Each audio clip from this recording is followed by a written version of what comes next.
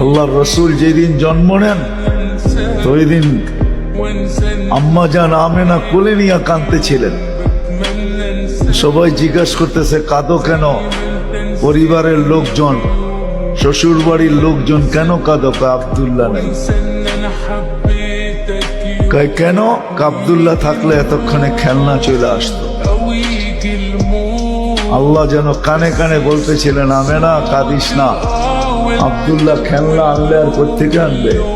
মক্কার বাজার থেকে পাথরের আনবে, কাঠের আনবে, প্লাস্টিকের আনবে, মাটির আনবে।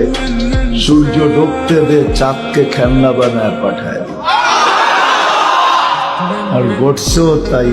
আবু তালেব বলে বিকালে যখন শোয়া দিছি, সূর্য ডুবার পরে যখন শোয়া দিছি চকির উপরে, তো বাদাল কামরু আইয়াদনু, চাঁদ দ্রুত গতিতে নিচে নামতেছিল।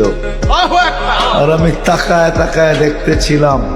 যখন একবারে নিকটে চলে আসছে তো চিৎকার দিয়া ফেলছি, ভাবতেছিলাম তোমার উপরে পড়া না যায়, কিন্তু তোমার মাথার কাছে এসে থেমে গেছে।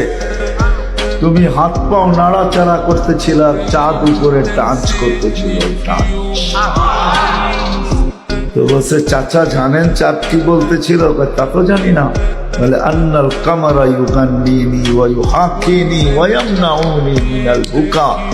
চাঁদ আমাকে ছন্দ শুনাইতেছিল, কান্না থেকে বিরত রাখতেছিল। আমি যেন না কাঁদি, কাঁদলে আম্মার কষ্ট হবে। আল্লাহ চাঁদকে আমার সাথে খেলার জন্য খেলনা বানায় পাঠায়।